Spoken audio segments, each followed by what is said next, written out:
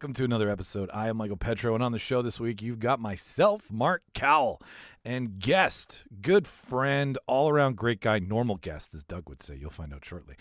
Doug Darling is on the show for you, ladies and gentlemen. And last weekend was Comic-Con, and I thought, no, it's been too long. It's been 3 years since we've had a true fucking con with just nerd splooge everywhere for us to encapsulate for an entire week. So I thought we're going to do a reaction episode, and we kept it easy. We just did the Marvel panel for you, so we are theorizing, reacting, pontificating, if you will, what's going to happen with the Marvel, the end of the Phase 4 into Phase 5 and starting of Phase 6. That is what we covered for you on the show this week, ladies and gentlemen. And I'm not going to take up a minute of your time any longer. That's it. That's what this show is about. It's bonus. I'll shut the fuck up. I'll cue the reel. You enjoy the gift that Daddy Feige has given us, and enjoy the show. Let's tidy up this tangle of film by putting it on a reel. Here is a motion picture film, 1,000 feet, 16,000 separate photographs. Welcome everyone to the official space section of the chart. What's the truth? You can't handle the truth. Sir, you're out of order. Out of order. I show you out of order. Ladies and gentlemen, welcome to another episode. Welcome back to the Real Debaters podcast. We're recording. Welcome back to the show. I am Michael Petrow, and I have brought to you today Me. Hi. Doug Darling right here. We got a special guest. Special guest Doug Darling in the studio. I'm Mark Cowell, also here. I'd like to point out that you're using special guest in about the loosest of terms. I'm just the dude who loves to nerd out just like you guys, but I'm happy to be here. Fair enough. So just normal guest, Doug Darling is Yeah, here. thank you. And we've got a reactionary episode for you. Our first one, I think, actually. We usually let this shit pass by because we all have lives and stuff. Yeah. And then we theorize together, but I was like, no, let's put these minds in the same room and see.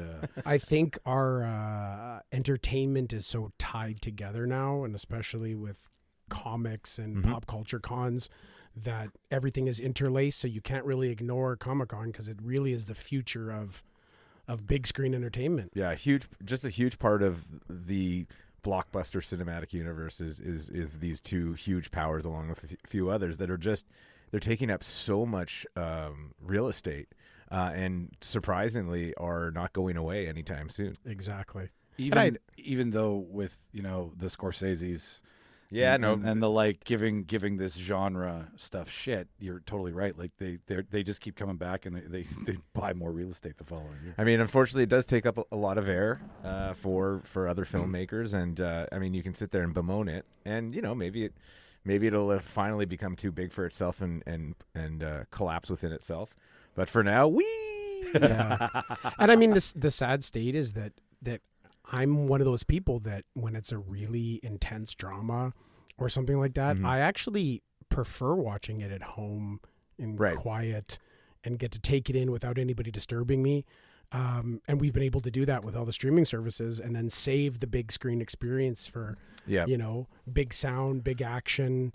I don't know that I would go to big screen theaters to see a lot of the smaller acted things where it's more what am I looking for? Intimate. More delicate, more intimate. Yes, where emotions come into play instead of just your giant comic book hero boner coming into play. Yes. So with that said, ladies and gentlemen, we're going to start with the big reveals, the ones that we like, and we're going to work our way kind of around this list. Specifically, we're going to start with Marvel. I think that's the home of all of our brains today. So let's go in order of the lovely Polygon link that I got. Thanks, Polygon, because you guys made this really easy to do no fucking homework this week.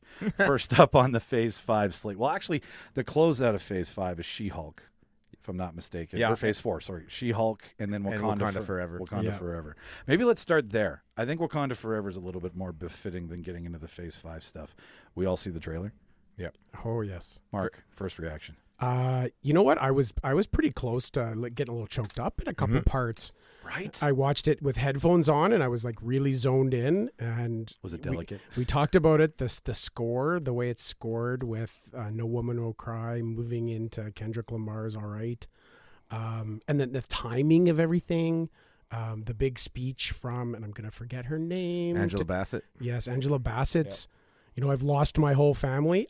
It fucking hit me. It really did. Ryan Coogler's on a mission with this movie, and it's like a 2-for, right? Like, it's how are we going to see Goodbye to Chadwick Yeah. and a movie at the same time that is clearly going to be one of the big powerhouses at the end of the year. Well, I think anytime you're dealing with an actual death, and that gets kind of put into the storyline, you have to kind of do it justice without sitting on it for too long either to make the movie completely about it. But it's hard not to get emotional even in a trailer about it, because you know that there's actually a real life story that is going to be tied to this, and it's hard to ignore that. And I don't think anybody knew that they were going to address it the way that they addressed it that we saw in the trailer, with the whole funeral procession, the big banner and everything. Yeah. Well, and I think that's been probably one of the bigger curiosities is how do you handle this? How do you carry forward with a storyline with such, a huge need of connecting to other movies with all that is canon in the comics and stuff like that, to remove one of the most exciting characters and then to move past that in a creative way that's engaging, where it just, it does, feel this huge gap. Like you actually have to make, there's always the pressure to make the next movie more exciting or more original, more creative. And it's like, okay, let's just rip out the main character of this franchise and see what are we going to put in its stead? Like they brought in George R.R. Martin to write. Yeah. Yeah. Who let this man kill another character? Yeah. Get him off the fucking lot. Ned Starked him. Yeah, exactly. The story's going to be really interesting. Some big character reveals. No big character reveal for who Black Panther is, but Namor is in it. Yeah. Which I, the other day, was like, where's Aquaman then at work? And was like, fuck, why did I say that? But I don't know that much about Namor. With you two guys being such comic book nerds, like, I hear he's the first X-Men, maybe the first mutant. Yeah, I mean, so Submariner has been around for a very long time, and I've never been a huge Namor fan, but I mean, he's just been part of the comic universe for getting close 39. I read it. Yeah, like, so I want to say 80 he was years. one of the first 4 or 5. Yeah, it goes back. He's on a splash with Captain America and Yeah. Human Torch, the android version of it. Yes. And so it's just been a matter of time of how they're going to introduce this character. I don't know its history with Wakanda, which there is quite a big story plot there that they'll be pulling a lot from. 100%, yeah. It sounds, from what I understood from our god Eric Voss, that Our God, is that what you're making it official? We pray at the Temple of Voss.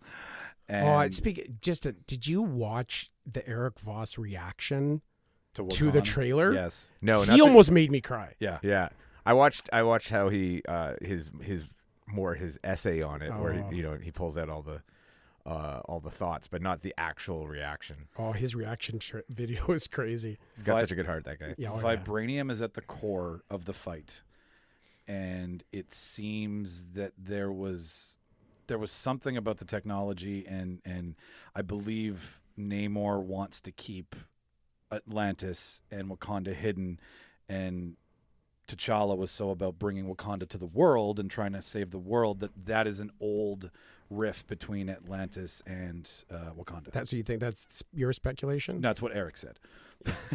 Well, and then I think that's reinforced with the scene where there's the divers going down, and it looks like maybe the outside world is now fucking with the ocean.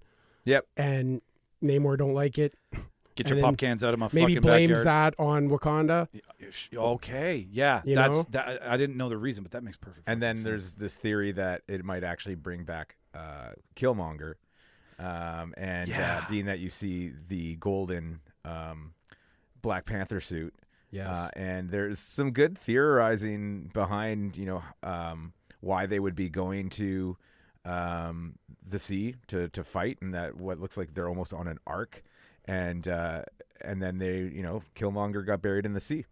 So they might actually be trying to go exhume his body, because you need the body to transcend to bring someone back to life. Because he's on the ancestral plane. That's right. Sorry, that's what I was talking which about. is their sort of version of Valhalla. Yes. Yep. Which Right? in the breakdown there was a lot of comparisons to the ancestral plane being another part of a multiverse. if And you that's will. been a steady theme that we've got from like an Egyptian point of view in Yes. Moon Knight, Yes. that we got in the Roman Norse from Thor: Love and Thunder, yeah, right? yeah. So we're it's the gods.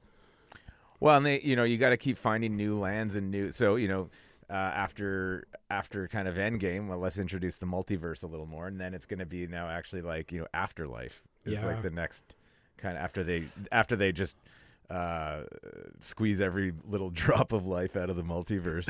And I guess So they've dubbed this officially the multiverse saga. Saga, yeah. Yeah. Or we call it a saga. Or a saga. Sega. I'm glad it was called something. But at this point, like 2 movies left in the phase, and we're finally going to call it something. Yeah, trying to make some sense to it. We didn't know it was the multiverse phase until this weekend, Kevin Feige. Like you. So sorry, is it phase 4? I No. thought the next phase is the multiverse saga. Yes. Oh, I saga. misunderstood. Now I'm Okay. screwing up. It's okay. Yes, that's going forward is the multiverse saga. Okay, then what was this? Phase 4. Phase 4, picking up the doesn't get pieces during the pandemic. Content. Doesn't get a catchy title. Content for you until But we no, figure out what we're doing. technically, Phase 4 is beginning it because we had the Multiverse of Madness already. We've had That's Loki, which introduces to Kang, which is instrumental in this whole thing. I guess my hand was just held for so long, And No Way Home. and all these things were laid out so nicely that as soon as it got a little jumbled, I guess I was quick to judge. And as much as it's great, you have a great point, Doug. Like content. They didn't stop the machine during the pandemic. You know what someone posted? It's saying after Endgame, it feels kind of the same way like when you beat a video game and then you just play it for all the extra missions. That's what Phase 4 kind of feels like. Like I'm getting like a secret, Just like key bonus somewhere. material, but like the main massive story arc of the first 21 movies is just like that's what you were here for. So they definitely have some challenges in the sense of like they are getting close to kind of just crapping out content where nothing's been bad, but like at the same time like they're stretching their CG abilities where She-Hulk early came out with bad rendering. Things like, they're just kind of going almost like feels like sometimes they're just throwing a dart on a big, That's $70 million. wheel of That'll style, do. like and go like I don't know, let's do a legal drama. And Well, that's but- what She-Hulk's going to be with Daredevil. So before we move away from Wakanda Forever, Yeah, sorry. do you, Doug, have like a theory? You're thinking Killmonger is going to come back as That was a theory that I heard. okay? What's your personal theory? I honestly don't know too much about the storylines in there. I do like the idea of, how do you make more Black Panthers if the flower is no longer around? Mm-hmm. So then do you have to do something transcendental? Transcendental? That's it. Okay, anyone got a dictionary? And That's for and editing. almost kind of bring back the ability. So there's maybe they can synthesize it. What Shuri's going to play a big part in it, and then they're setting up Ironheart as well. So She can't be 2 characters, right? no, but Shuri it's not. It's a different character. That's is it Eerie? Riri Williams. Riri, sorry, It's I who got it she backwards. kind of gives like the whole like When they shake hands, yeah, the Yeah, predator that's Riri shake. Williams. That's Riri, Yeah. okay, That's And Shuri. yeah, and so I mean, her character is a big MIT genius, and maybe being set up, and this is actually somewhere else that these younger characters are setting up the Young Avengers, and probably would be, and I'm getting ahead of myself, would probably be one of the unnamed titles that's in for Phase 6. yeah, we're going to the Young Avengers for sure because they've already been introducing them, Oh yeah, right? I've heard that it's kind of specced out through every property too, like even in It the is. series and stuff. Like Scarlet it's- Witch, yeah. like With the 2 young kids, yeah, two her kids, yes, kids, or someone's Hawkeye, kids. Yeah, Speed and Wiccan, right? Miss Marvel, or sorry, and then the new Hawkeye. We got the White Widow, new Black Widow. yeah, Oh, Florence Pugh's character, Yeah. yeah. What's her name? Oh, well, she might be a Thunderbolt. Yes, You I think? saw that. Well, That's- this might be what Julia Louis-Dreyfus has been Yes, you're is right. leading up to. with U.S. Marshal, with Wyatt U.S. Russell's Marshal. character. Fuck, I hated him. Oh my god, That's another one of the thing most we can hated speculate characters. on who because the Thunderbolts have had like 12 iterations in the comics, and everybody's been a Thunderbolt at one time or another. They think that could involve Tim Roth with Abomination. Abomination, yeah. And I'm not even sure how the a movie dedicated to them as some sort of anti-hero group that there's obviously needs to be some sort of lovable structure to them that redeems them in some way. It's not just a bunch of assholes. Yeah, bad guys are always on the redemption train now. Yeah. It is the Disney way. And we have to get there. And my understanding is the actual from the comics, because I don't know the Thunderbolts really. It's Marvel's Suicide Squad. Exactly. Yeah, it's all the bad guys. And their original base is actually the jail that Deadpool gets taken to when he meets Juggernaut. They actually repurpose that as their base. Oh, that out would be in a the fun. desert. That would be a really Yeah, out of and left Juggernaut field at one way. time has been a member of the Thunderbolts too. Right. Yeah. Me being a huge Juggernaut fan, I'm pulling for Juggy to come back in a big way. I was actually pulling out my old cards. I just pulled out I've got, I think my, I got the full set of my Marvel cards from like number series 2 from the 90s, and it's pretty funny actually, both with some of the bad guy groups that are still pretty close, and then actually all the cosmic beings that I was a big Silver Surfer fan, but it was hard to keep up with those kind of Jack Kirby style characters, like a lot of them that actually just got introduced in Love and Thunder. But these guys have been around for a while. Who do you think's in the suit? My thought, as much as like Killmonger is the big what the fuck if you put him in the suit. Shiri in the suit makes the most sense, but who's Lupita Nyong'o's character? Yeah, and that's Nakia. Nakia? and that is also a thought as well. That's where my money is actually, because it's T'Challa's she's already like an assassin. yes. So she fights. Yeah, I think that I think Shiri needs to be. She needs to stay as the scientist. The guy, the girl behind the girl behind the girl, right? Like she's so good in that role, and is not the Q. Exactly Q branch. Whereas Nwongo's character, I'm like she's got hell to pay. Well, and that is there's some probably good credence to that in the sense that it starts with her, and you don't really see her. Like it's almost kind of like it bookends with. Yeah. I like this that is her better journey. too. It's a real female-led cast too, which is it great. is. I think they just bring back Killmonger, and even within What If, he's not redeeming any. Like he. So I think that there'd be tough to justify that, but I think probably one of those three. You do see like, and of course I think it's going to be there's a as they do their trailers well. They're hopefully showing a lot of the first act, maybe second act. Yeah. If it looks like a Marvel trailer and smells like a Marvel exactly, and there is usually an unknown enemy. We know that it's probably not just going to be Atlantis versus Wakanda all the way through. So there's probably someone behind. It could be from there is an army side to this, right? There's whatever organization is infiltrating, so there's probably a bigger enemy as well. I feel like they're establishing the DODC. Yes. Right, Yeah, they have from been, yeah. Miss Marvel, For a listener, what's the DODC? Department of Damage Control, Okay. as a non-real life entity that they can play with, so that they're not stepping on any toes with like CIA.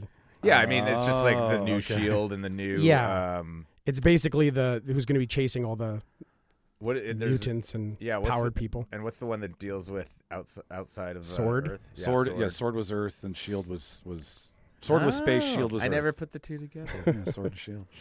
Are we excited for She-Hulk, or are we good with Wakanda? Can we move on? Sure. Yeah, I think that's just about everything. Yeah, It's Atlantis. Yeah. Obviously, we see Wakanda get flooded. Yeah. Which is pretty crazy. Which is where the arc thing comes into play. Back to Yeah. Doug's point with that arc and the whale underwater. And That looks like there's going to be some crazy like cinematography. It looks beautiful. CGI, It really looks. well, in Wakandan technology, they can make themselves a scuba suit in a minute. So like, there's nothing wrong with them jumping into the water and having a stupid, crazy under the water battle with Namor. Well, I'll say it right now. That one shot of them riding on the whale impressed me more than like all the underwater stuff in Aquaman. that was just like that was an underwater fight on cocaine. That was insane. Like I was just like impressive, but what the? Oh my god! I couldn't catch anything. Like the only great was the big splash where he comes up with all the animals. Like that was the only time I was like shark, fish, octopus. Everything else was too fast. Are we excited for She-Hulk? I think it's great. I think they're treating it like it's a half-hour comedy, legal comedy. Ally McBeal, motherfucker. It is. We're gonna get a lot of. It's gonna be an opportunity to establish some characters. Like who? Who you thinking? Well, clearly Abomination is in the trailers, Yeah. right? And it sounds as though it's gonna be like introducing several different cases of powered people that she's defending, or superhuman or whatever they're going to call it, mutants. So I think that's an opportunity to maybe introduce some smaller characters just for fun. For sure. And then tie some things up with that. Like Banner's going to be in it quite a bit. Yep. Did you see in the trailer where he they had the thunderclap? Oh yeah. And then he tried to do the punch, like the arena punch, and she just kind of like falls off the cliff, Flips into like the bird. I love that they break the fourth wall. Yeah, that Right? That was oddly one of the things that excited me the most because That's Deadpool, baby. that's some Deadpool kind of style, and I always find that's a lot of fun if you do it well. And then and Daredevil definitely playing a part. I believe Kingpin is in it. So he didn't die apparently. No, he didn't, and which is good. I think Vincent D'Onofrio is such a great. We're talking the death in Hawkeye, right? Yeah. Okay. Yeah. I thought he was done. I was like, oh, he's out. But He's just one tough motherfucker. Yeah. Like he's made of brass and steel and gold and all of the things that don't melt. yeah, and you get blown I kind of like that world. I was a big fan of Daredevil and Punisher. What they did with that. I was when I was a kid. Not so much now. I didn't get into. I've seen. I really like the series. I thought they were. I great. saw the first I season. like I loved the it. grittier, like in the city in New York, Hell's Kitchen. Yeah. You know, like small time bad guys. It doesn't always have to be a world shattering event. He doesn't Yeah. need a secret layer every No, fucking time. I really loved Charlie Cox is great. But to put it in the world of the MCU, I think Yes. is interesting. I'm curious if they are going to change him at all, and in the sense of obviously, Born not like he's going to have any different superpowers, probably, but What they're doing with him is the Born Again series, which is Frank Miller. yes, So right off the hop, if we've seen anything that Frank Miller wrote and was put on the screen, i.e. Batman, we know it's dark. dark and gritty. And 18 episodes. I know, 16, right? isn't it? 18. 18? That's a lot of. That's the most Was by a this a long s- shot. Well, That's like an NBC show. Yeah. That's what our Lord and Savior said. Okay. He's like, what is this, a CBS show? Like Grandma used to watch. This is Dallas. But back to She-Hulk. Are we over or is the room, who cares about the rest of the world, but are we over the CGI fiasco that you mentioned? Yeah, I mean, it's in this. I'm glad they fixed it. Surprised it came out. They know what we know. In fact, they have far better eyes than we do, and we saw this kind of like goofy, unfinished first trailer. I don't know if this almost feels like it's an intention, like kind of like that new Coke strategy, which is like make it bad so people go like, wow, like Sonic the Hedgehog, right? Let's give him like creepy human teeth. Go down here, and then it only takes And this then much money to get and to make here. it seem so much better when you fix it. I think that in general, the kind of like the anthropomorphic versions of any You nailed that word. I'm so fucking impressed.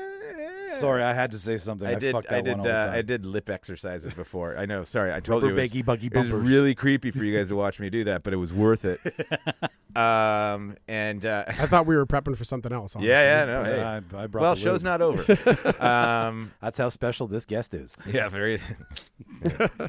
Go on. Secret set of skills. I mean, like, I think that even sometimes the Hulk looks a little too rubbery, but like, at the same time, I don't know what you would do more aside from just make them look kind of grittier or give them more, even more texture that might make them look less friendly. I don't think you need to humanize everything. Nah. It's a fake world. I don't believe that's a real Hulk. like take Juggernaut. Gamma Juggernaut rays from the aren't X-Men real. series Yeah. compared to Juggernaut in Deadpool too. Yeah. Like, I want Deadpool 2 Juggernaut. Yeah, with the big, huge hat. right? Exactly. You don't want the retired soccer player playing Juggernaut? No. They don't need to make everything, I did like. real. It was nice to see Vinnie Jones, Right. getting some work. Yeah. He just wasn't believable as the Juggernaut's a force. Yeah, he's just a beast. When the guy who played Juggernaut in Deadpool 2 runs through a wall, you feel it. When Jones ran through a wall, it was just like a drunk retired It was soccer a dude player. running through a wall. It was a dude running through a wall. I still love actually he's supposed to be Professor X's brother somehow. That just felt like a loose, like, I don't know, let's make them brothers in the 60s. So the story is that the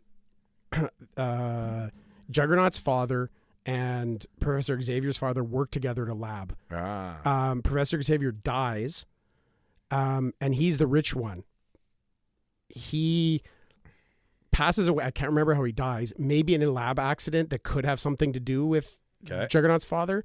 Juggernaut's father marries Professor Xavier's mom and becomes his stepfather to get access to all of Xavier's dad's wealth and access and everything else. So he's the step kid that comes home from boarding school Yes. as a brat.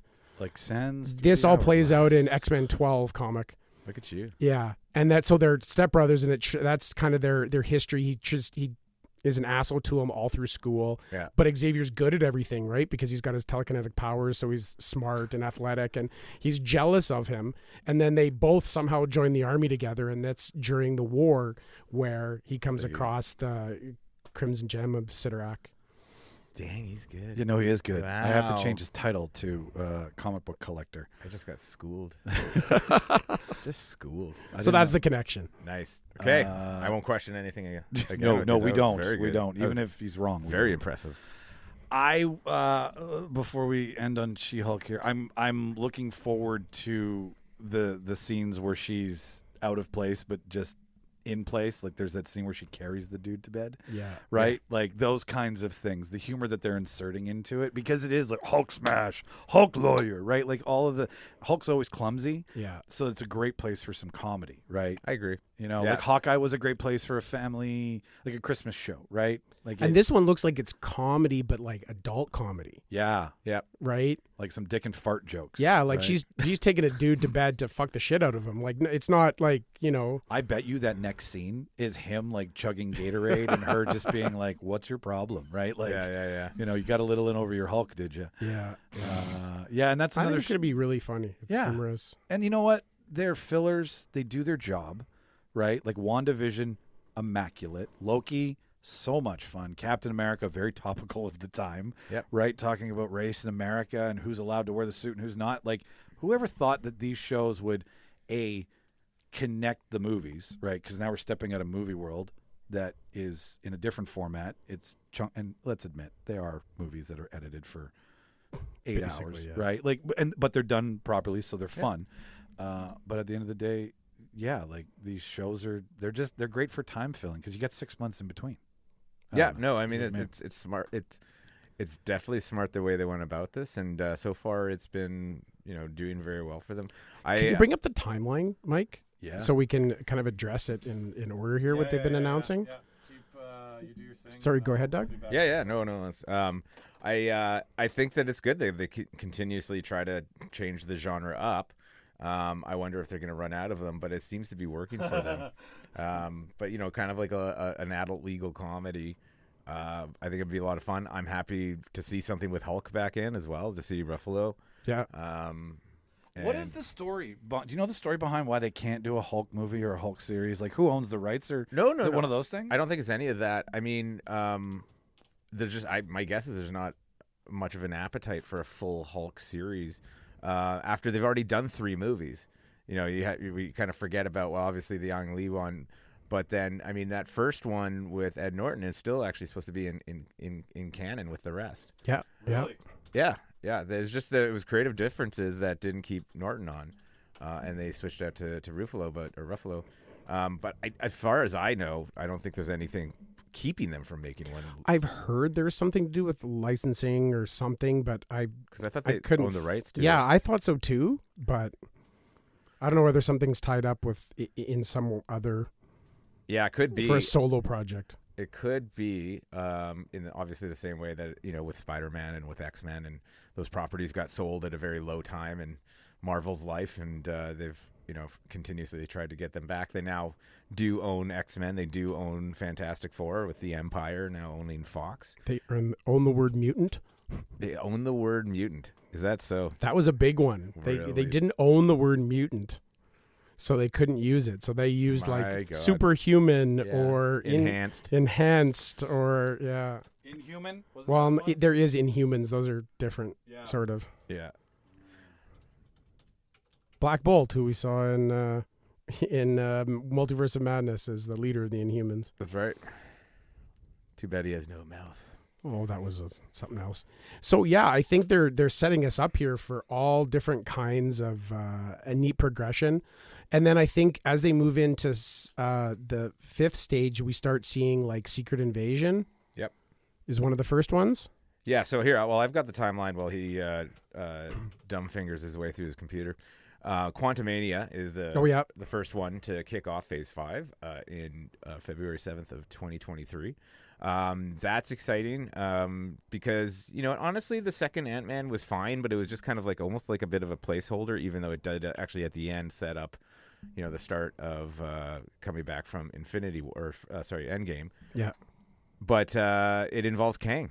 Yes. Kang the Conqueror. I love Jonathan Majors. Oh my God. I did not know much about him until I saw that performance, and he became basically one of my favorite actors just based on that in Loki. There we go. Time's up, gentlemen. There's our whole entire. So February 17th, 2023, to be exact, for Quantumania. Did you see? I totally just said the date, but you know, whatever. Sorry, I wasn't paying attention. It's more authoritative. Get there faster, Mike. Get there faster. Hey, you want me to do production and be a fucking talent at need the same PA. time? We Yeah. do need a PA. You need a producer. Do you know anybody that's young and, you know, will work for free? No. Okay, never mind. Internship? Maybe my daughter. She's going to turn 8 in a few months, so it's time she gets So her job. Quantumania gives us lots of time in the quantum realm. We're going to get introduced to his daughter, who's going to be a young Avenger, Yep. right? What's her character name again? Stature Okay. is a young Avenger character. She also goes by, I think, Stinger at one time, but Yeah. What's her, like, does she come out of the quantum realm with a power? same thing. Like, Pym particle Okay, all suit right. takes over the reins, I guess. The Bill Murray Oh my connection in this. And they haven't Apparent- said really who, but MODOK is also going to be a part of this. Yeah, it's the Yes. dude who ran AIM before, Corey Stahl or whatever his name. The Yeah. bald guy who made the Wasp suit. Right. That's what they're. Yeah, that's That's some what of they're the theorizing. theorizing. And then, potentially. yeah, obviously not using Patton Oswalt because he's actually another character.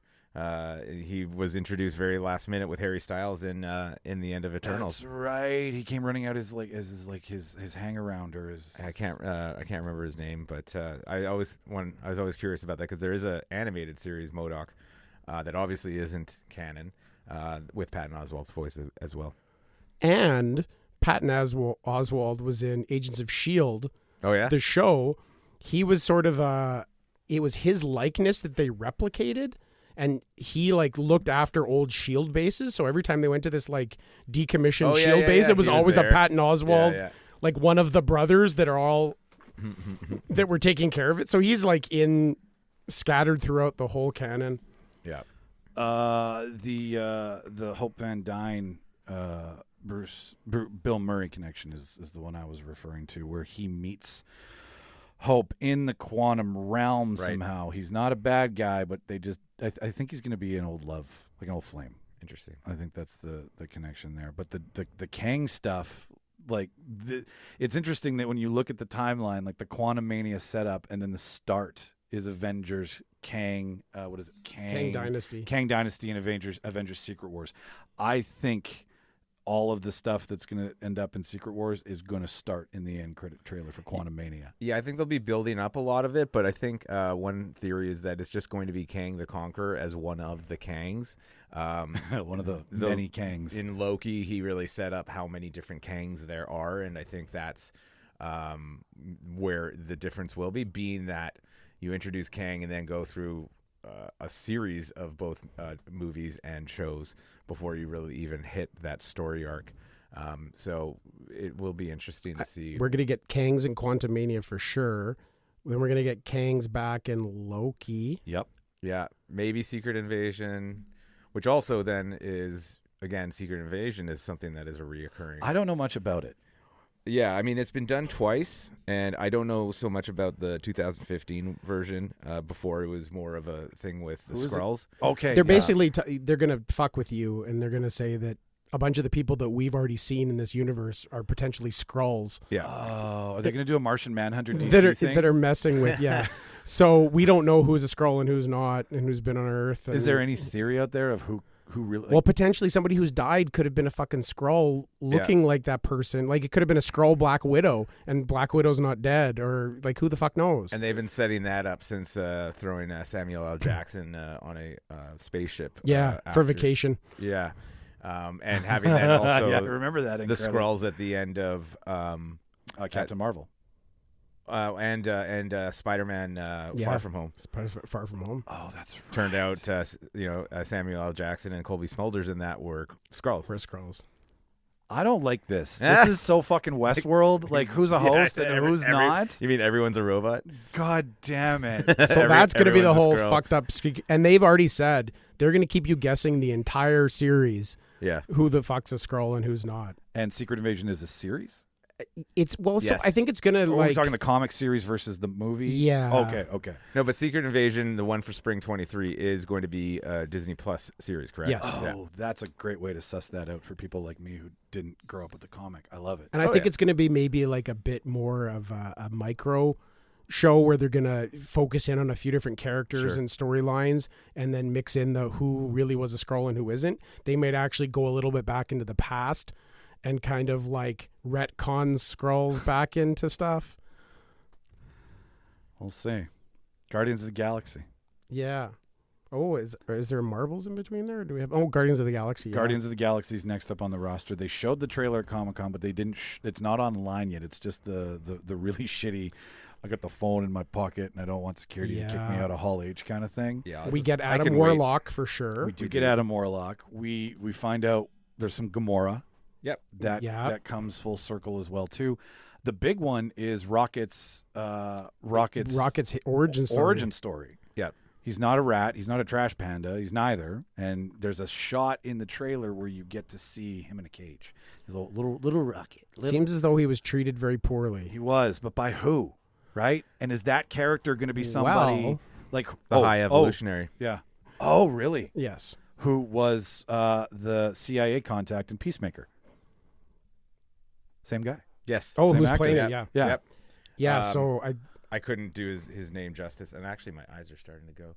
But Chukwud Awuji, I Yes. probably just butchered that, so I do apologize. But yeah, he is slated to be, and so that starts to tie in. You'll know better than this because I was just trying to catch up on it, Mark. But it does tie in some other animals that he's known for, and even again, kind of hints at mutants a little bit. I think High Evolutionary had like a base fortress castle on that same mountain that we saw in Multiverse of Madness. That was that like Right. magical fucking crazy thing. Yeah.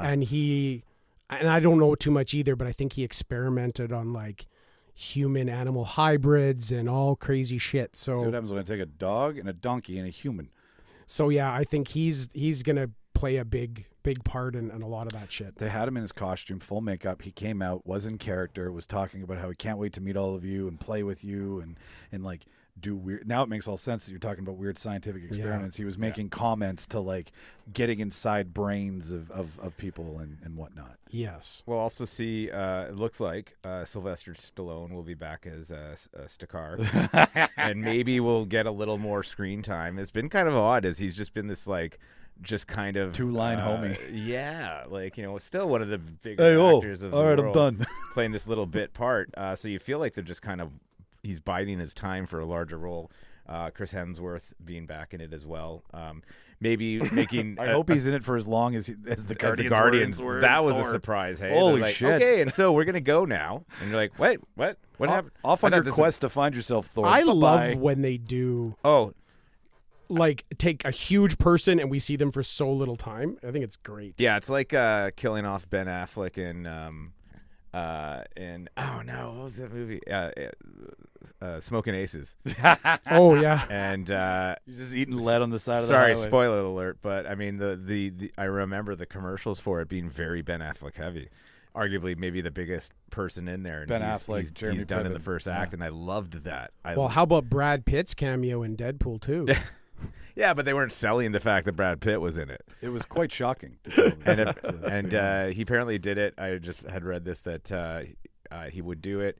It took about half an hour, but he had to have a coffee delivered personally by Ryan Reynolds and a specific coffee, and making kind of this funny little like task of him to do something to star and to start to be in that movie. That's funny. That's awesome. Yeah, so I think it's gonna. Guardians is gonna. There's gonna be a bunch of shit. Cosmo the Space Dog. Cosmo the Space Dog is what's her face from the Borat sequel? Maria Bakalova. Maria Bakalova. Yeah, Yeah. She's gonna blow up, I think, because of this. Like what she did in Borat was brilliant. But who is Cosmo the Space Dog? I hear it goes all the way back to the first one. I don't remember a space dog in the first film. I don't know much about this one. In the first Guardians.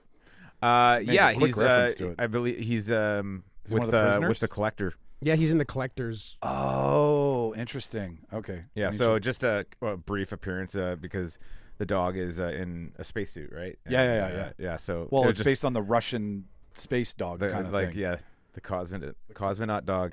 And Howard the Duck, and like the whole had a whole bunch that of side Easter of eggs in Marvel there. that nobody wants to talk about Just anymore. planted a bunch of things in there that they could fuck with people later on. Yeah.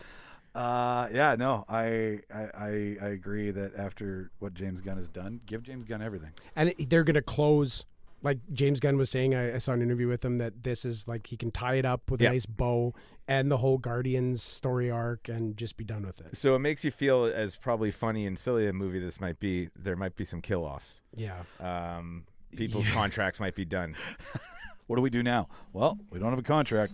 Got to kill him on screen. Batista might have to go back to wrestling. I think he has a somewhat savable career with All right. that Las Vegas zombie movie that We're all entitled to our opinions.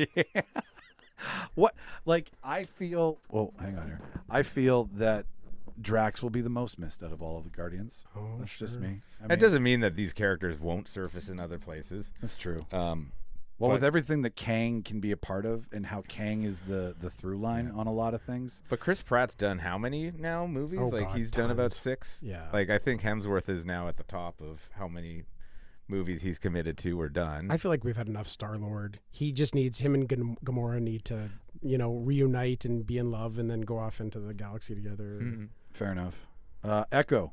Echo came from Hawkeye, right? Yeah. This one I know very little about as a character. Mark, I don't know. I mean, it's really exciting for, having a deaf main protagonist. But I don't know much about what will happen with that. I don't know either. I know very little about her. We saw her in Hawkeye, obviously. She's tied in with Kingpin. Yep. So we're going to get some Wilson Fisk, Vincent D'Onofrio, Kingpin goodness in Might Echo see too. some Hawkeye come back maybe because wasn't she angry at Hawkeye? Well, because yeah, he we might get killed a little bit of crossover there with the new Hawkeye. the new Hawkeye. What's her name? Oh God, why do I? Haley Steinfeld. Haley Steinfeld. Yeah.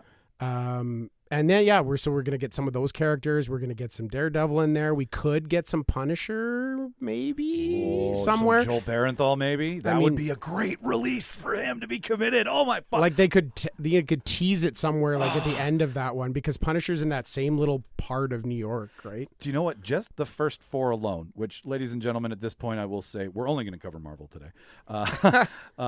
Just the first 4 alone, all have the possibility to dash in some really cool things. Like it seems these are the times where like you want us to throw in some oddball characters. I think they're capable of doing that. And then maybe they don't know where they're going in the future, but at least they've introduced somebody, and then they have that at their disposal. Marvel 838 or 616. I don't know. Yet. And then they do have Charlie Cox as well confirmed for that. So Daredevil will probably be starting to set up In Echo. Yes. in Echo even more, going from She-Hulk to Echo to when does his movie And who knows or what we could get series at in Spring 24. Right? Like at that time, we can have like that's the same world that Jessica Jones was in, Yeah. that like Iron Fist was in, that Cage was in, Oh, you're talking about the Netflix jump? and how right? it's- Yeah, all the right. The Defenders. Defenders. So who knows what they might all put in that world, right? Yeah, I wonder if they'll bring any of those other characters back. I think people just really wanted Daredevil, and that's why they kind of all of a sudden made it happen. Out of the 3, and I only saw the Punisher series. I didn't see Jessica Jones, but just the word on the street, Daredevil was the one that had to stick. I think heard it's just such an important character. And botched Over with the with years. the Ben Affleck portrayal and Jennifer Garner with the Elektra thing. Like it. He has a really good story arc in the Daredevil series, I found.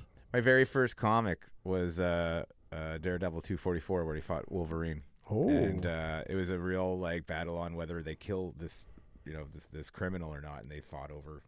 And that was I remember. I still have that somewhere. It's not in great condition, but that was my You intro. want to get that fucker graded? My intro to. So what are we on to? yeah. We're on to Loki? We're on to Loki season 2, Which we're going to get a lot of the tying together of this. the time fucking variants. timeline shit, yeah. Miss Yeah. Minutes, will she be back? Oh, for Kang. sure. And this is where the details start to get fewer and fewer in terms of who's in it, what the storylines. will Loki be. 2. Moving on. That's pretty Yeah. much what they took. This is where they could talk, like the Council of Kangs could be introduced in it. Well, Yeah. I saw in a video that Mobius, the name of Oh, God. what's Wilson's character. Wilson's Owen character. Wilson. Owen Wilson's character. Mobius is the same shape that Tony used to figure out the time heist. And there might be Like a some- Mobius strip. like a Mobius strip. There might be some tie-in that Mobius, the character, is part of an anchor, one of Kang's many anchors in the timeline that once disrupted, that was how they were able to weasel their way through time, because that was the one area in the timeline that they broke and Kang didn't fuck with. But that's just a thing. That's interesting, yeah, because I mean, for your audience, that the reason he was able to do the time heist was he put the numbers into a Mobius strip, Yeah. and that's what created time travel. And, that's why I actually really do love Better watching. minds found that out. I'm not claiming. Oh that yeah, as no, mine. no. Most of the things I'm talking about, I'm just stealing from other people. It is pretty interesting though. What I really like about it is, and maybe this is why I'm such a fan of the MCU, is that there is a lot of thought put into these and pulled from storylines and true care, and whether it's Easter eggs and all this kind of stuff that just other movies don't have the ability to do. And I think they just do.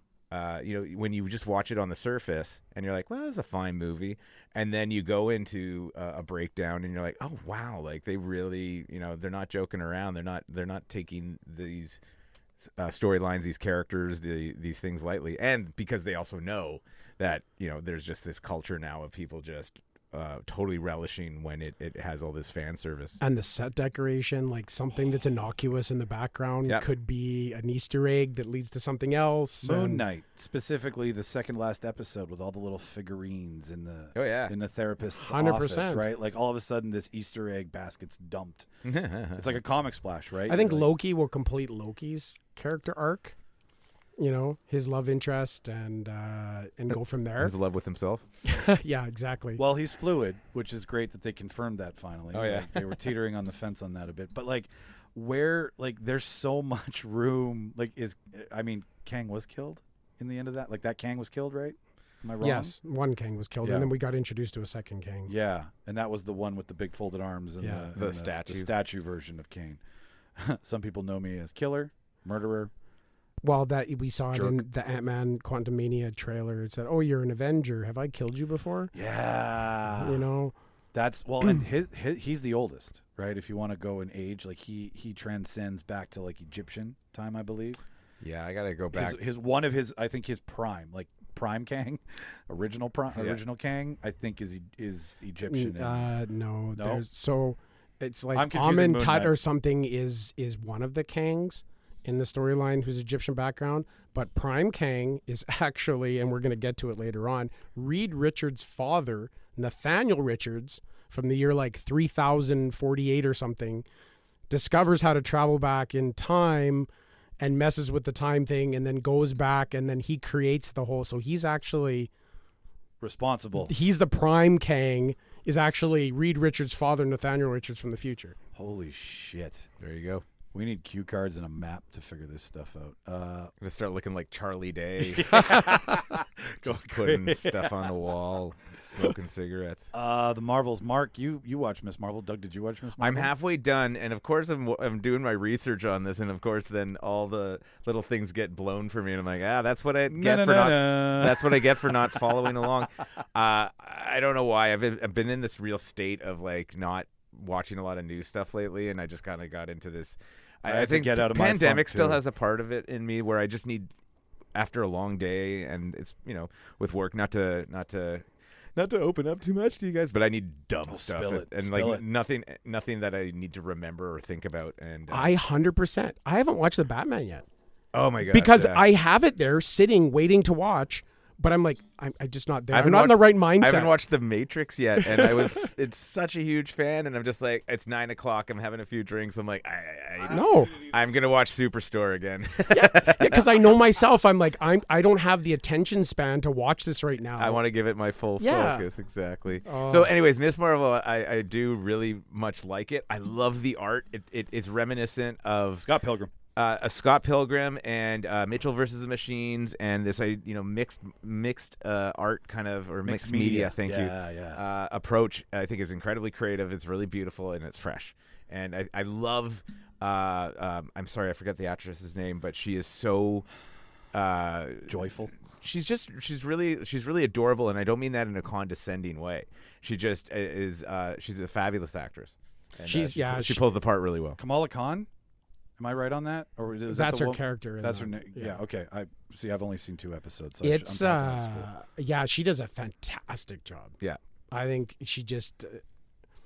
I don't know. She has like she can be very serious and dramatic, and then she has this really great comedic timing.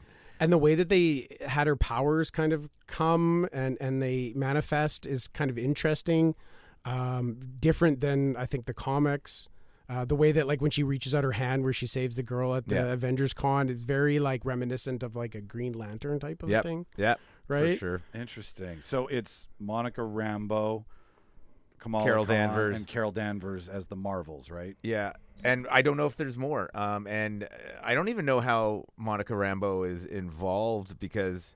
Sorry. I'm thinking of her mom. So yes, Monica Rambeau from WandaVision. Photon.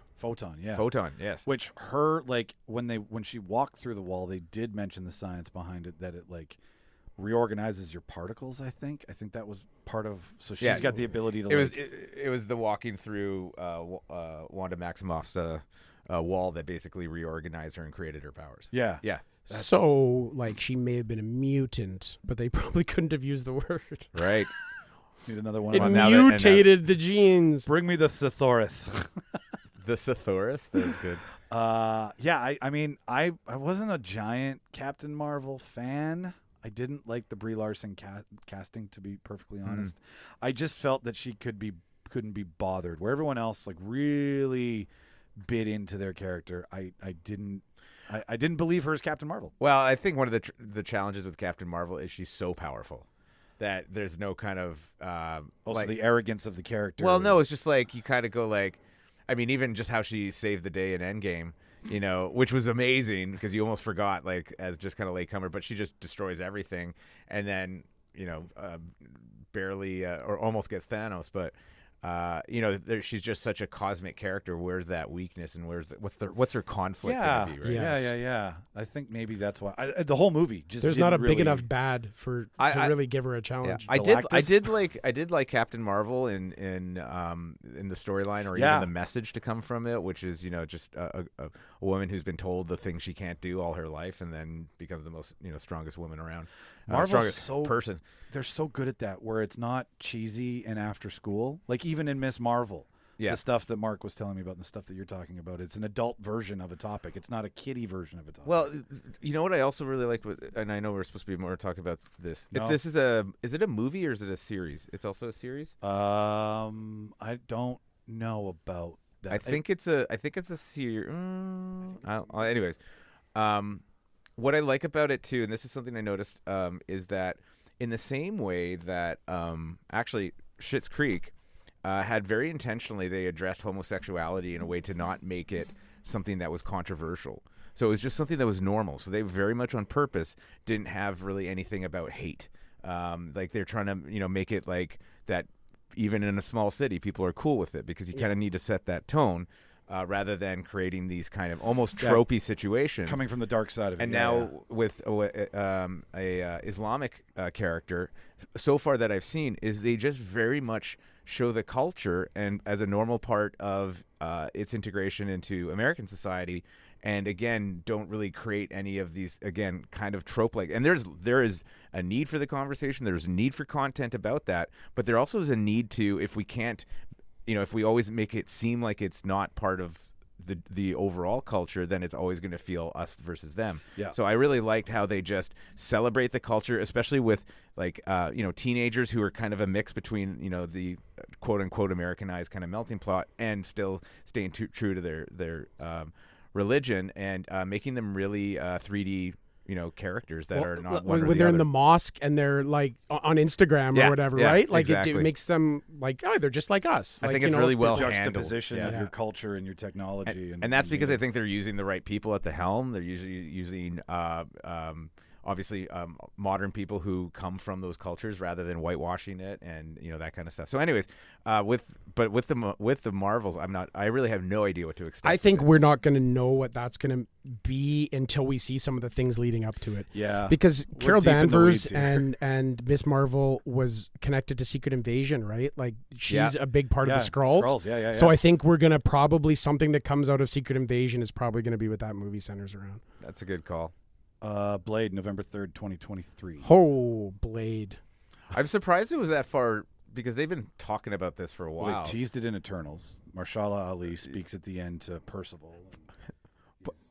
Did we lose? Oh no, you No, lost. we're good. We're good. By the way, that was such a weird deep cut in the sense that you don't even see him. That you're then you have to recognize his voice. That was like, ballsy. I was like, who is that? I had to go look online. Like, oh, okay. How would most people should you have shown him? Just Anyway. just a shape or a leather Yeah, like, jacket or some- like yeah, I don't anyway. know, a guy with like the silhouette of the hair. Like give him something that we know from the original character, but the voice alone, unless you're a big fan of Marshala Ali, like you don't know, and that's a very that goes back to House of Cards for me, right? Like, But so there'll be a connection to the Eternals in this. You don't really see the Eternals anywhere else. The Dark Knight. Yeah, the Dark Knight with Or is it the Black Knight? Sorry, Kit Harington's Harington. character talk and the about, sword. Talk about no on screen time. He's the boyfriend in the first sequence, and then Yeah. he doesn't show up until he finds the sword. Yeah, and he's like, oh, by the way, I'm also like a powerful guy too. And So I you have got this the- big family history. How convenient. You got Blade coming in. You got the Black Knight. This is going to be the supernatural Yeah, Yeah. the dark side of finger of Marvel, right? With Monster Marvel. exactly, which I think we might see Moon Knight come back in, right? Have I Werewolf heard by of- Night. Have you guys heard any speculation on Ghost Rider? I feel like that's kind of come back. That's- from time to Ryan time. Gosling was teased. Ghost at Rider's in Comic-Con. that Gosling, hey? realm. Yeah, The Midnight Suns is like a comic that Right. had Ghost Rider and Werewolf by Night and Yeah. Blade as a team. Oh my god. Yeah. Oh my god. That's 2027 at least. Yes. But yeah, no, they briefly teased Ryan Gosling as because that might be a place for a lot of these series. Obviously, then introduce a new character, even if it's for a short time, to then bring them into their own series or their own movie.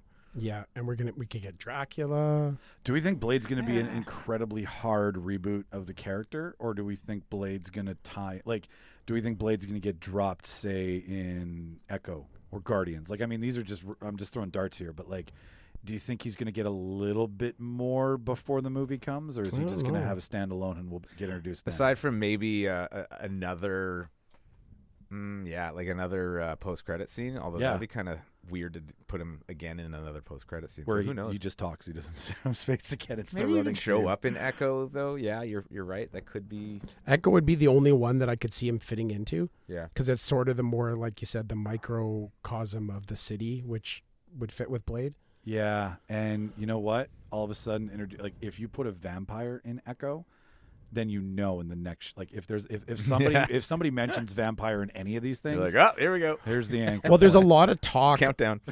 There's a lot of talk of they established with the Eternals and with Moon Knight of a lot of this stuff taking place in Europe. So they're not going to be coming back to the U.S. Transylvania. All of that, the sort of supernatural side of it is what I've read, at least, is that they're going to be sort of European based on a lot of that stuff. So we might say Blade show up as, in Europe somewhere instead, take place in London or who knows, right? I want the same story with a different end game. I want to have who did Chris Christopherson play?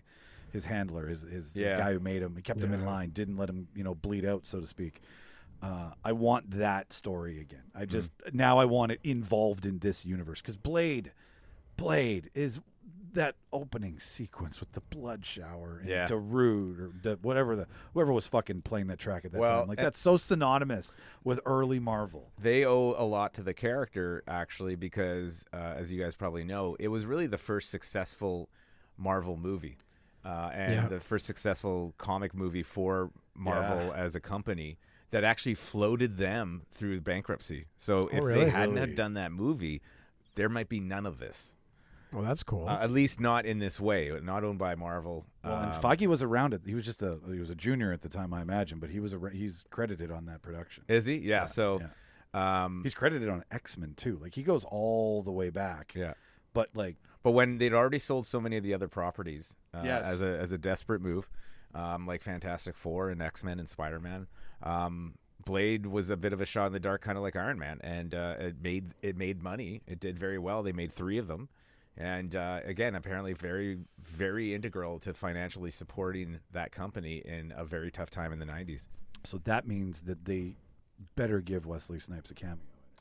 Yeah, I Like in some way, not. I just hope they don't do it in like where they play a different character that, I don't know, like, it's like the all-female Ghostbusters, and they put in Dan Aykroyd and Bill Murray and like kind of these non You do run the connected risk. characters, and it just feels cheesy or campy, but you never know. Yeah, it'd be interesting. That's going to tie in definitely to that. You can see they kind of have like 3 different like worlds almost tying in here, where you sort of see like the small scales, like city stuff, and then there's like the big world outer space event, cosmic, and then we go back to the supernatural, and you can see the little pieces peppered in, which is leading to Secret Wars, which we're on our way to. We're getting to Secret Wars. We're almost done the third column here, ladies and gentlemen. I think some of these are going to be filler. Ironheart's going to be continuation of Wakanda Forever, right? Riri Williams' character. That's Shuri's character. No, Riri Williams is her It's also going character to bring back most likely the world of Iron Man. Yes, being that Riri is an MIT grad. The idea is that maybe through the funding that Tony Stark did at MIT, that maybe these were one of the projects.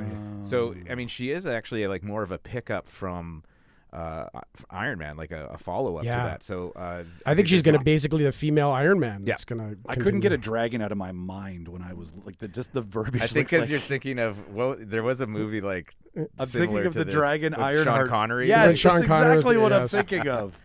So I'm like, I can't get over that fucking shit to enjoy whatever. It's called this is about. Dragonheart. This is Iron Man. There it is. Thank you. This is I'm Tony Stark. So that's Tony that'll Stark. be back to the Iron Man stuff. That's going to tie us back into maybe she's going to be like running Stark Industries, or she's going to be an intern, Maybe and she's some the Spider-Man, best, the brightest. Then, right, with the MIT connection. No. I don't know. Oh, you never know. Yeah.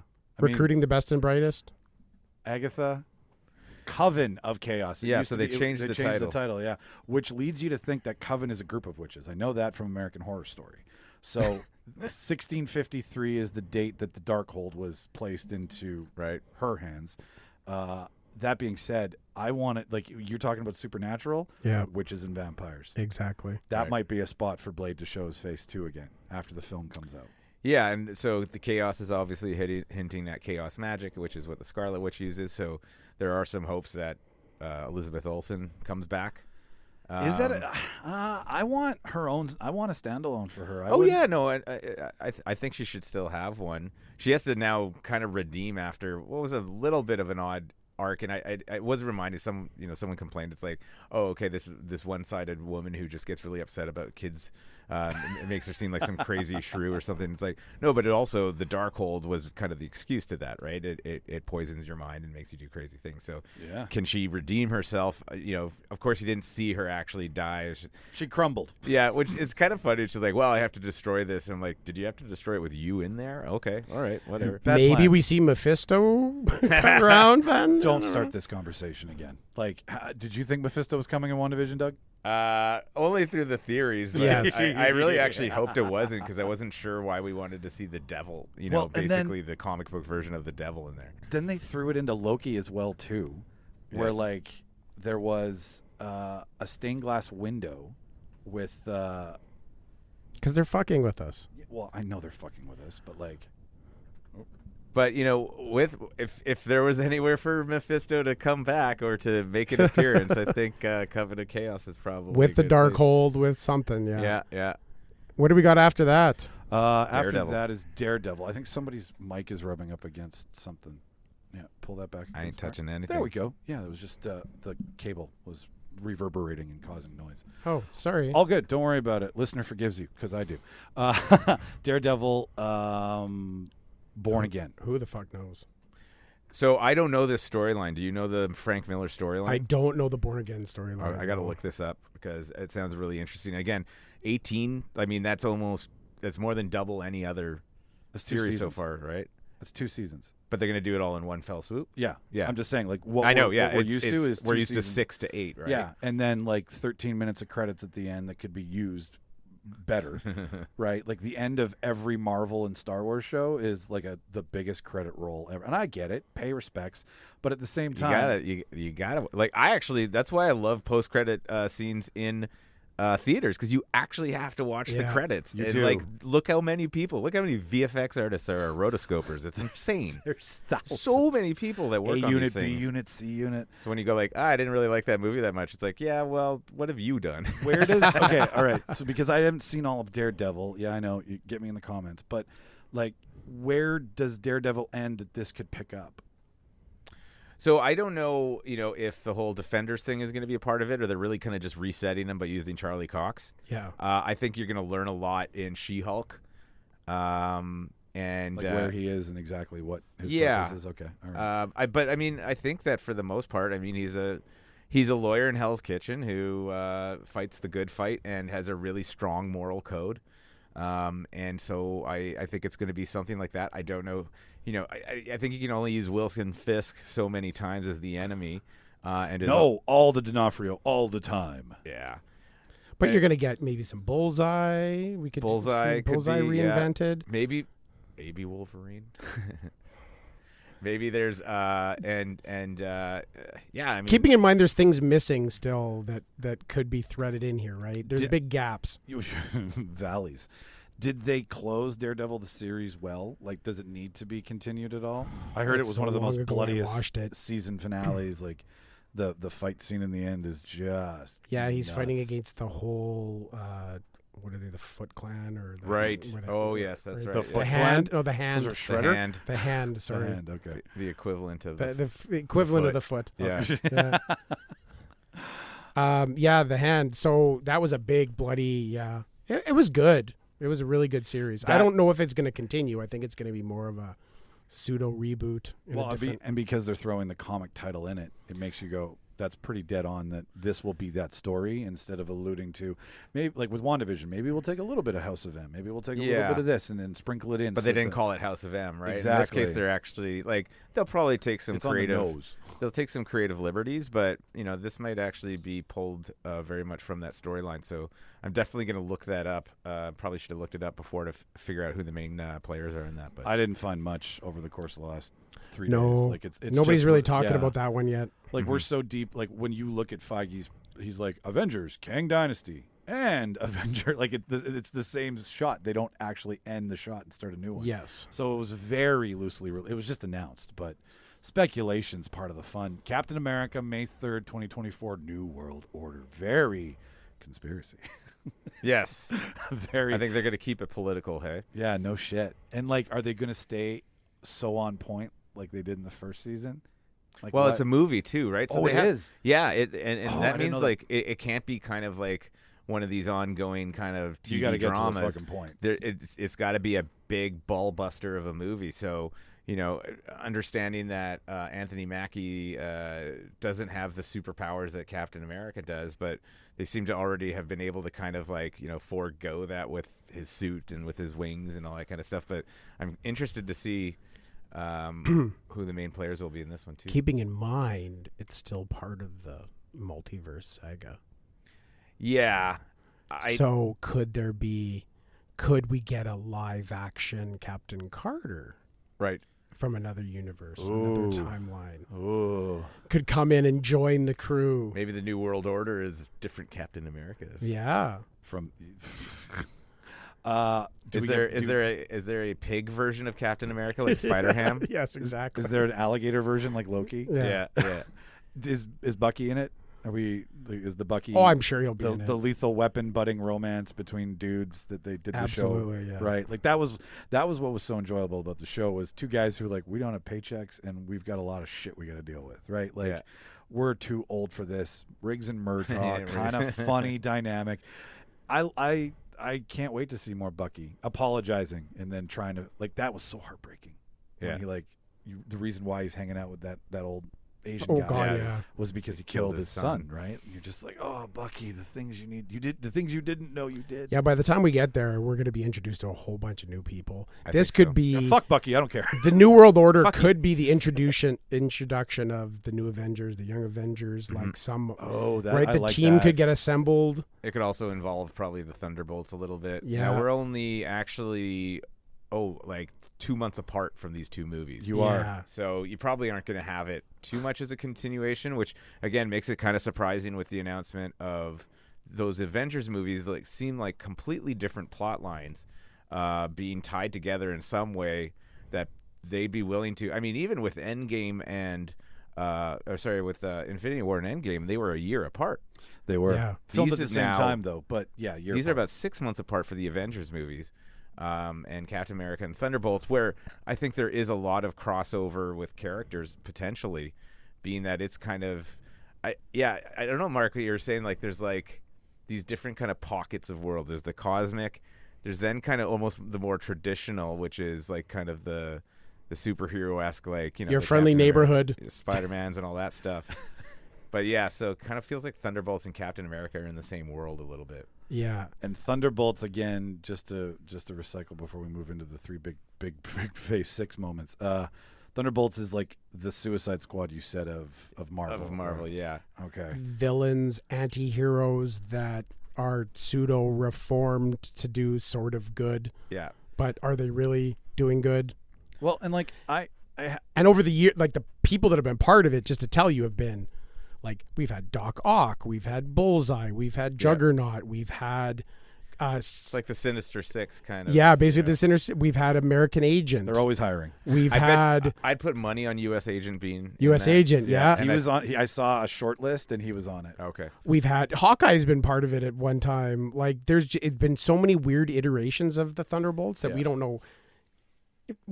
We might not having met. Abomination was part of it. We don't even know. Wasn't that fun to see Tim Roth's character come back and? Yeah. Well, I'm just such a huge Tim Roth fan, and I really felt sad that he only had one kind of kick at the can, and it was mostly CGI. Right. He, ever since Reservoir Dogs, I've just been such a huge fan of that guy. And William Hurt's dead, so Yes. Thunderbolt Ross. Are we going to play the Red Hulk? Is something going to come of that? Yeah. Oh, and there's Grey And Hulk maybe- too, right? Red Hulk's and Thunderbolts. I don't know much about Grey Hulk, but maybe you might see Red Hulk in She-Hulk, or maybe Abomination is. Yeah. You don't need two Hulks. So I think Thunder. Yes, I was you going to say do. Thundercats. Thunderbolts is going to be It almost looks like Thundercats. sort of a continuation off the of Ironheart New problem World over Order. there. Yeah. Now, I just got while we were talking about this, I kind of Yeah. got a theory. We see those two Avengers titles together. Yep. And people are sort of thinking a continuation of, which it might be, a two-parter. You think it's an Endgame and Infinity Well, that's- Stones again? That's what I'm suggesting, because how else could it be? But it's Or- only 6 months apart. Or are we looking at, because we're fucking with multiverses and Oh timelines, boy. Does it? Oh, or do we actually branch off somewhere in there and two separate stories with the same characters happen? and merge to one point. Where So they we cross? actually have two final Avengers stories in this of two different storylines. Yeah. Holy fuck. Could It's be. possible. Because Secret Wars is I when don't know. every superhero fights against every Battle fucking World, superhero, right? Yeah. And all of the worlds. Well, it's the Kang. It's Kang's plan to line up all of these timelines Yeah. and get everybody from each timeline onto Battle World for Secret Wars, right? Is that kind of Secret Wars is X-Men, Avengers, all everybody against everybody. You just also have to think of it from a marketability standpoint, not even a story standpoint. How far can you push this till you just confuse too many people? Or are we just all so in it that, I know they're already past the point of saying, fuck it, we're not explaining everything to you anymore. Yeah. Oh, You're yeah. You're either You're on in your or own. you're out. Yeah. Yeah. But, I mean, yeah. And you also have to remember there are, I think if I've seen this right, at least 3 unannounced movies happening before then, and these all could be related to things leading up to those 2 movies. Yeah, so we have fall 24, winter 24, winter 25. Before. So we know we're going to get something to do with mutants. Well, okay, first question, because now we're into the big 3 with the Could be an Untitled X-Men Project. for sure. Yeah. Doom is going to be the new Thanos, right? That's for certain. And Thanos was end credited out to us for multiple episodes and films. Where do you think Doom is going to... we need Doom. We need Victor Von Doom somewhere in this. I mean, there is a theory in Wakanda Forever going all the way back to Phase 4 here that he actually... because there is a storyline that involves him stealing all the vibranium. And it might be... and coating himself in it so he's indestructible. Namor and the Atlantis being misled into fighting with Wakanda, and Dr. Doom might be actually the bad guy in that. So could that be a post-credit introduction of he's the puppet master? Who knows? That's what I think. That's so what I there wanna to make think. it more well, I don't know how it's going to play in. There was a one-shot comic book that came out 6 months ago called Timeless, around the time that Loki was out, that featured Miss Minutes and some stuff. But it was this alternate universe of Kang touring somebody through these multi-paths of the timeline.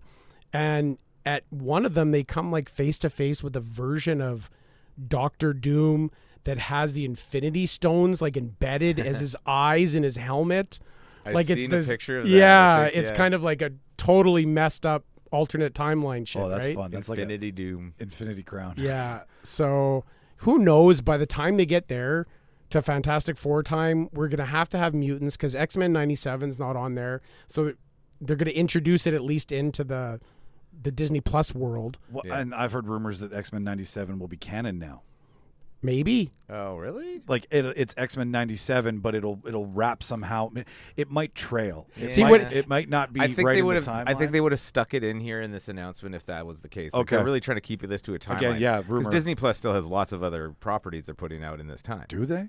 Is this it? Yeah. Well, we got Is this their Deadpool, we got mutants, we know those are all going to be in there somewhere.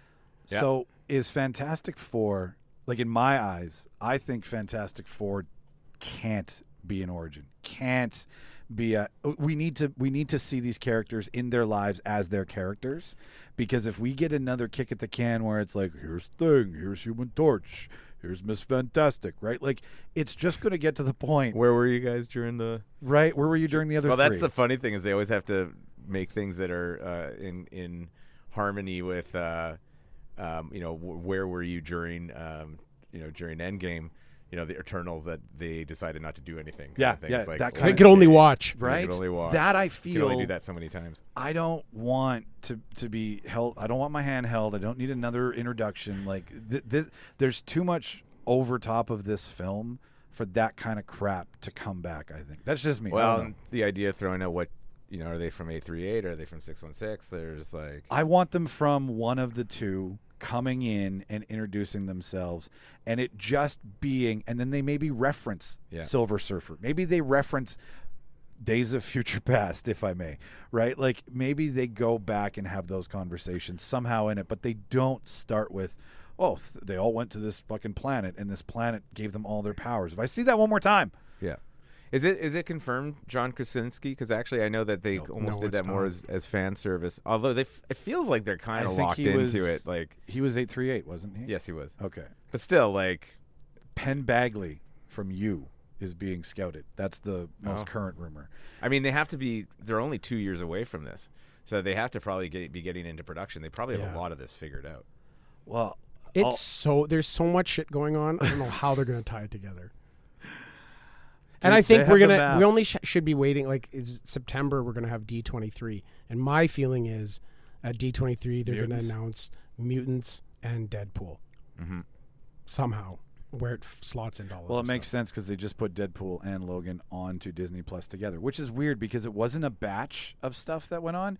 It was these two movies, Yeah. Deadpool 1 and 2, and Logan finally made it to Disney Plus in America this last week. We've had it since beginning because I think it's through Star or whatever. Yes. Fuck, because it's their Yeah. R-rated. But shit. they're making it a big deal because it's the first R-rated stuff that is now going on there. I think that's a smokescreen I think. Well, no, I think it's very intentionally marketing in some sort of way. for the Deadpool drop at D23. Very well, yeah, very well could be. That's what. That's what I think. Oh, I see what you mean. Yeah, yeah. You know no, what I I mean? think Like- that's possible. Sure. It's 2 months away. Everybody's starting to watch Deadpool 2, Deadpool 1 again. They're getting excited. Then you launch it. Then you really build it up. I don't know. Did you guys think the same thing as me on the Fantastic Four shit? Like, do you want an origin story or do you? I don't even want to. I don't have a fucking clue. Okay. Yeah, I think though, like it's been done now twice, and I think that they know that to do it. You know, they have done a pretty good job of not rehashing. Like same with Spider-Man, with origin stories that have been approached a few times now within the last 20 years. I have no idea how they're gonna just kind of throw them in though. And maybe this ties into some Kang shit that you're Well, keep in talking about. mind too that they kind of used parts of What If as canon Oh yeah, in the Yeah, they multiverse, did, yeah. They absolutely right? did. So we now have a Reed Richards in the Multiverse of Madness, while maybe in like Earth 616 there was no Fantastic Four. So Fantastic Four comes from another Yep. universe, right? That's perfect. Like, Well, because because- there's a What If storyline in the comics of what if Fantastic Four never got their powers. So maybe on Earth 616 they didn't get their powers. You know, I have number one. What if? I do too. What if Spider-Man joined the Fantastic Four? Yeah. But I mean, they've even made that very obvious, and I know that they were kind of just playing with already used storylines, but they made with Spider-Man where there are no Avengers in the other two Yeah. worlds that they're from, right? And so definitely a multiversal thing can basically have them already established and somehow brought into whatever world we're in. at And what that did they point. refer to it as when there's the universes rub against each Convergence? other? Yes. Yeah. Oh yeah, when they break off and they form a new. vine. No. Is that what we're talking No, the about? convergence is when the worlds start to explode or implode. So at the end of Multiverse of Madness, when she appears to Yeah. Doctor Strange, she said there's been An incursion. an incursion. Sorry, yes. Yes. What did I say the first time? Convergence. Convergence. No, So incursion. So that's going to be. It could be from an incursion, and we could get Fantastic Four Well, from you got another Charlize universe. Theron in here somewhere, right? Right. Yeah, I Yeah. forgot about that. And she's From a different- Dormammu's niece. She's a Dormammu. No, she's a. She's Sorcerer Supreme in another universe. She is, yeah, and Yeah. she gets married to Stephen Strange. So that, I mean, it doesn't seem like there's any Doctor Strange coming up anytime soon. Do you? Although then again, there's still 8 unannounced movies for Phase 6. Do you remember in Loki when he shows him on that computer screen the incursion that happened that caused Loki to be there, right? Yeah. And then all of the little ones that branched off of it. I want that moment revisited. I think that that's a perfect moment to go back and like. Here's you the s- other things that happened. Here's the other things that happened from that break. Yeah. And I think you could fill a lot of those things. Like you could use that scene as fodder for definitely Fantastic Four and Kang Dynasty, because Kang Dynasty is like there is one place where all the Kangs go, right? It's like the Council of Ricks or some shit. Like Council it's of Kangs. Council of Ricks, yeah. like Council of Kangs, and they all sit around and they plan, and each Kang has left like breadcrumbs essentially in each timeline so that it works in his advantage, which thus the one timeline it didn't was Time Heist timeline from Endgame Infinity Wars, which is how they got through. But And that's the sacred timeline, which I don't totally understand Yeah. either, right? it's So the one that you don't touch. Yeah, and so why is that? And how does this all play into the larger multiverse? I will say though, after years of pandemics and move dates and challenges, it is great to see a schedule. lineup, a schedule, and anticipate it. And my nerdiness is incredibly excited and intrigued. And you know there's going to be so much interesting stuff like scattered in and amongst this, Yeah. and so much speculation. So many and end credit trailers. who are and- we going to get bad guys? Are we going to get Doom? Are we going to get Galactus? Are we going to get Mr. Sinister, who is a big X-Men? Yes. We've already, like, Essex Corp that's been dropped as a whole bunch of things. Nathaniel Essex is Mr. Sinister, was a big bad in a lot of Marvel stuff. So, I mean, it's kind of exciting to, who are they going to introduce to us as these villains? Yeah, and now the thing for me, I don't know about you guys, but I try not to look too much into the predictions beyond kind of what I've even done here, where I want to be surprised still. Yeah, I'm good. Because, I'm like- good. This is the most in depth I've done on on this topic. You know, Denise watched a new Rockstars or a few on the multiverse. Sorry, a Multiverse of Madness, and I'm like, no, I don't want to know all the possibilities and then just be like, I don't wanna know all the yeah, tricks. he was right on that one, he was wrong on that one, and I wanted to, you know, it all comes back to the first when Matrix 2 came out, and I watched every possible trailer, and this is what 25 years ago, that I wasn't surprised by anything by the time I saw it. What's cool now is that literally anything is possible in this current multiverse saga. They could do any fucking thing they want, and they can explain it now. Yeah. They can bring anybody back. They can kill anybody because they can bring it back again. With great power comes great responsibility, because they also know that they can't just do whatever the hell they want and then you have to have some solid reasoning behind it, because it's almost like there's so much that you can do that people are just going to be like, oh, okay, whatever. It's just like you're just making it up as you go. It needs to have structure, and the more chaotic that it gets, the more challenge that they have to kind of keep it all together and keep you interested. They're one movie away from losing a lot of Wayfair fans, right? Sure. Like, you know, the ones who will go and they're like, all right, I'm still in it. But unless they're buried in it like we like to be, you can lose those. But I think they do a good job of having movies play on their own. Yeah. Because Chrissy goes to movies and she doesn't care about the way they tie together. Same with Sean. There's a 3 acts. Yeah, they do it in a way that it is a standalone in its way. It doesn't have necessarily the satisfaction that you get from knowing all the other stuff. Yeah. So it's all the stuff that's like candy for you, but it's still they still have to make an enjoyable film that people will see. Big fight scenes, big splashes, a bad guy, a good guy, a story, man versus whatever, boom, done next, right? For the general fan. Yeah, I mean, it reminds me of Harry Potter when, you know, Denise, my wife, was such a fan, and I'm just joining in actually halfway through kind of the whole series, and I'm enjoying these movies, but I don't know a lot of things. And she starts to explain them to me, and then I actually get more excited about it. But, yeah, they have to stand alone.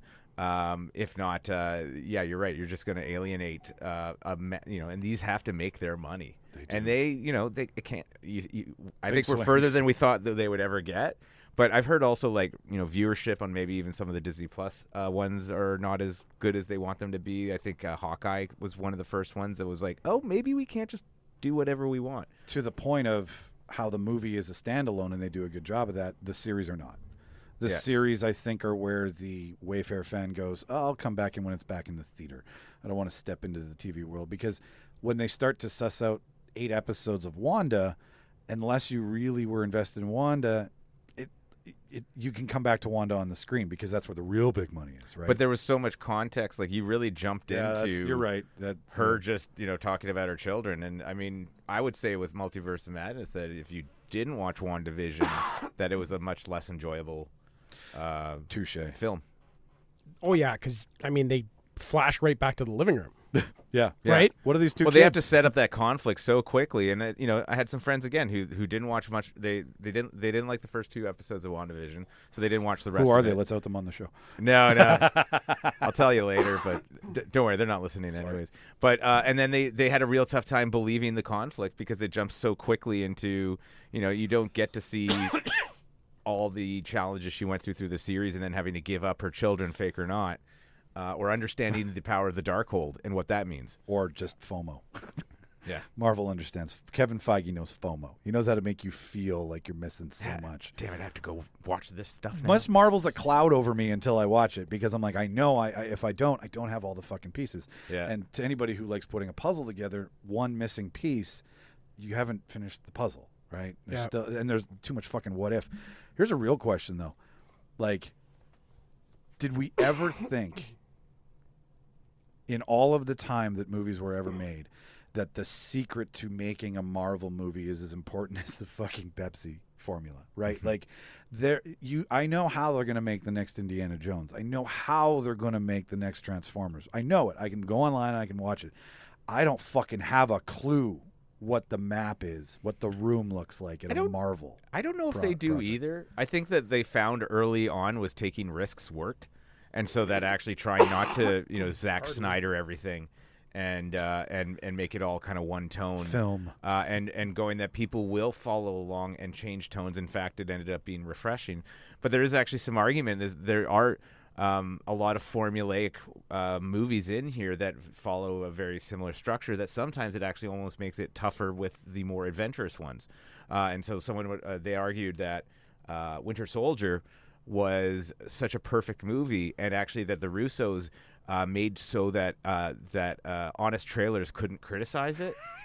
They actually had said that was one of their goals, but then actually kind of weirdly the adverse effect on it was that then that's the formula to making a lot of these movies, and then you started to feel formulaic. So then when you start to do something like a Multiverse of Madness, or you start to do something that's a little even the Eternals and stuff, that people go, well, it's not the same as that. So you've then very much split the audiences, and that's why you're probably getting a lot more split opinions on movies on whether they were good or not. And Eternals and Multiverse of Madness would be good examples of those. I think there's Boom. different things. Drop it. There's people that are going to like movies 1, 3, and 7. There's people that are going to like Everyone's all of got them. their favorites. Yeah. And they're going to give us enough that I think there's going to be something for everybody. Agreed. Totally agreed. And I think that's it too, right? Like it's again changing. I mean, you're going through all these different genres. I mean, you got to a point of almost horror movies, and now you're going into a legal comedy. Yeah. And you're not going to get the comedy that we're going to get in She-Hulk in New World Order. No. Like there's not going to be any of that. And the humanity in Loki is definitely not going to be in Ant-Man Quantumania, right? No. Like there's some drama in Loki, but Scott, help me here, Scott Lang. Thank you. Scott Lang. I was hanging on a limb. Is pure comedy gold, right? It's Rudd. It's never aging Rudd. You're not going to have, like, even when Scott Lang hugs his daughter in Endgame, I'm just like, man, I'm waiting until Tony's dead to shed some tears. We also don't even know that we didn't even touch on. We thought these movies are like a chronological. Oh, yeah. We're going to be bouncing back and forth like we did with Black Widow. Like, how do we That's know true. how many of these take place during the blip? How many happen after? How many are potentially an origin story? Yeah. Why'd you have to say that? It's a good point. Now, there's a good chance that at My least with brain the rest pouring out the side of my head. all of Phase 4 so far has been post-blip. Wakanda's also confirmed post-blip, too. Yeah. And But I think it touches partially on blip because there's some talk that maybe because Shuri blipped and now she's back. Yeah. So, but when she says my whole family's gone, Angela Bassett's line, Yes. did she say that while, And that's why the did theory, T'Challa die while Shuri was blipped? That's why there's a theory that Shuri actually does maybe not necessarily die, but she has to go to the spirit world. No, sorry, the plane, the ancestral plane. Ancestral plane, and at that point is where where Angela Bassett thinks she's not coming back. That's where the idea of bringing back Killmonger, or at least maybe figuring out how to get the flower back so that you can have the power of Black Panther. That I like more. I like the mission for the flower, like in Dark Knight when he's got to get the flower to the top of the mountain. But yeah, like, and not to go too tangential here, but like going back to like how it's is not it, an episode here, dude. If we don't, how is it all? How have they done it? And I think there's just I mean, we could argue this for another hour easily, but like I think throwing Robert Downey Jr. into the first movie to then define that comedy was going to be a part of this. And then being able to kind of swim safely through some origin stories and stuff. I actually think Guardians of the Galaxy might have played one of the biggest roles in then just taking a risk that nobody thought was going to work. And then they just went, oh, okay, we can really blow this thing apart and we can do almost any tone that we want. Yeah, the soundtrack alone set the tone for Guardians. You're right, and I would love to do another hour, but this is a school night, and when we do this professionally, we can do this all fucking day. We can do this during the day when we do this professionally. And I'm going to need to get this tickle out of my throat. Yeah, If exactly. you do it professionally, you probably have to do it in half the time, actually. Anyways, there's a reaction episode for you, ladies and gentlemen. Thank you, normal guest Doug, for Normal guest. Yeah, that's your. This is title. fun. I'm definitely going to come back. This is. We've set in motion. I've just told you I'm coming back now. That's fine. I live here. We can nerd out on some of this stuff see if it comes true. We should actually record some of our thoughts on what might happen and see if anybody's right make or a not. time capsule and then pull it out at Phase 6. I'll put Predictions. I'll fucking dig up a hole in the backyard. Totally. That's do that. really funny. So if this is your first time listening to us, go back a couple episodes. There's a lot of fun stuff there. Don't go back too far because then you'll be like, I don't want to listen to these guys anymore. Our early stuff's good. It's just awkward. Either way, go listen to some other stuff so you get a feel for who we are. If this is your many time, this is your 100th time, whatever, thank you so much. To the new people, there's an end credit at the end that explains like how to join the Debaterverse, as we so affectionately put it, and stay in touch, subscribe, listen to the show, do all that stuff, find out more about Doug, find out what's going on in the world of the rest of the cast on the show. Listen to it so I don't have to tell you about it, and then be that podcast asshole that pumps you full of promotional lines and all that jazz. We have really cool shirts in our shop, though. I do want to let you know that. Each of us have a signature shirt. We do. Mark says Tom Cruise on it. So if you hate Tom Cruise, buy the shirt. And I think there might be a sale on right now. If not, go subscribe to our Instagram page. Either way, thank you so much for listening to another episode by us. I have been Michael Petrow. Doug Darling. Mark Cowell. And we're gone. Say bye. Watch all the movies, everybody. Bye. Bye. Bye.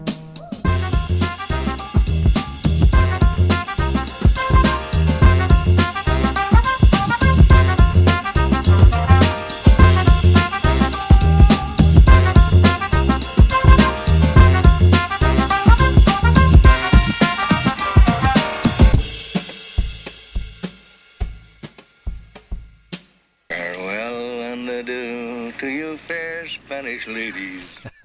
And just like that, ladies and gentlemen, another Real Debaters production is in the can. Thank you so much for listening. If this is your first, second, third, fifth, 20th time, thank you so much. But thank you to the first timers, the ones here who pressed play for the first time and took a gamble on us.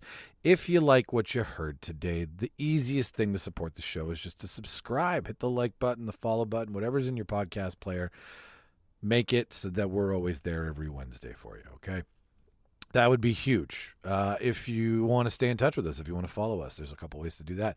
We're on Instagram, Twitter, TikTok, Facebook. We're slowly migrating to YouTube by putting all of the things we've ever put on video onto that site. There's some surprises coming this year that happened a while ago, but I felt needed to be shared because they're part of the Debaterverse. So the YouTube page is coming. But if you want to follow us, it's at Real Debaters Pod on Twitter and Instagram. It's the Real Debaters Podcast on TikTok. All of the links, all of the one-click away things are in the show notes that you've just listened to. So if you want to follow us there, that would be great too, because then you get to stay in the know of all the things that we do and what we're going to try to do this year and what we've done in the past, so on and so forth.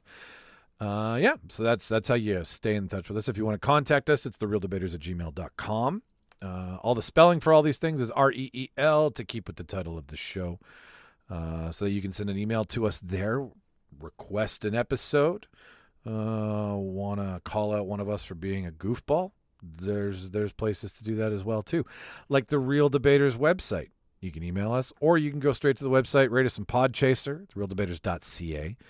And if you really, really liked what you heard and you want to support the show in some fashion that requires you spending money, well, we got a couple ways for you to do that as well, too. You can buy our merch at the Prop Shop. It's a store through Threadless, and it's online, and you can order stuff. We've got tons of stuff. We've got our Mass Debater wear there. It's our signature, original, and only line. It's our logo on everything.